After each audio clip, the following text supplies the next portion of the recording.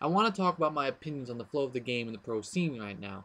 I don't watch other video bloggers or whatever, so I don't know if this has been said already, so I'm just going to roll with it.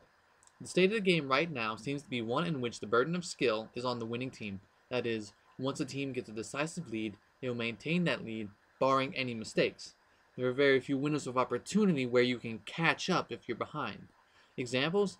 Look at most pro games. In these games, once a team gets the lead, if they don't do anything stupid like pick a fight they can't win, they will win. Now, I'm not a big fan of this, and it might sound like I'm crying, the better team wins? What a surprise! The losing team should always win. But I'm not. I'm complaining that there's a lack of tools provided to losing teams to catch up. Consider the new Dragon buffs. There's a statistic out there saying something like 90% of teams that get the first Dragon win. But that's not because of the power that Dragon affords. It's most likely due to once a team makes your bot lane recall off a gank, that's a relatively free Dragon. In other words, instead of suggesting that the Dragon leads to team winning, I'm suggesting that winning teams lead to Dragons.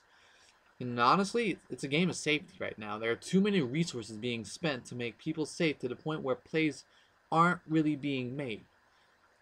I'd like to pinpoint a time when the game started getting too safe, but that's not really something I can put an end all on.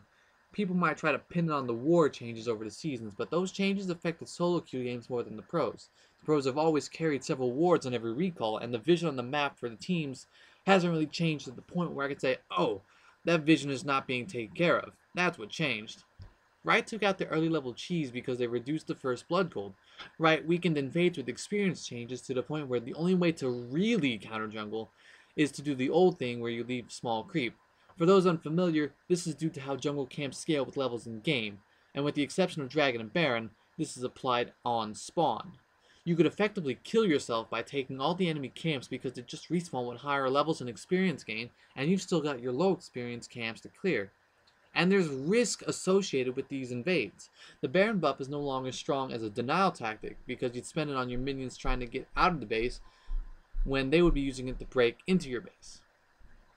There's an increasing number of champions with escapes and a decreasing number of point-and-click CC. This isn't necessarily bad, but it weakens linear skill shot CC, which is what Riot is building into new champs from the look of it. I mean, let's be real here. $10 says that Poppy's new charge is going to be a skill shot charge, which does open it to being used as an escape tool, but is that really what we want? All joking aside, overall, the game is just too safe right now, and when it's safe, there's no need to take risks to win. The game is balanced on individual/team skill instead of around the champions themselves. And that means that the game is more heavily balanced on aspects not actually in the game. It provides a boring experience for those watching it, and most likely for those playing it. From a spectator point of view, a one-sided stomp isn't exciting because it's like watching a leaf slowly float across, float down a stream. You know the leaf is going to get to the end. Why even bother watching it? From the player's point of view, they are the leaf on the stream, and they're just waiting for it all to be over. In short, League of Legends has lost the adrenaline rush that's associated with the play because it's too safe. There's no playmaking really going on. Riot has added so many tools to make sure that the winning team wins. Baron benefits the winning team more than the losing team. Dragon is a side effect of being the winning team. Early level invades are weaker, counter jungling itself is weaker.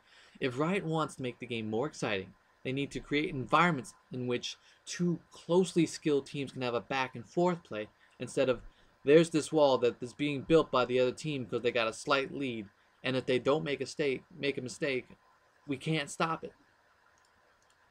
That's really all I have to say on the issue. Thanks for watching. Hope you guys enjoy.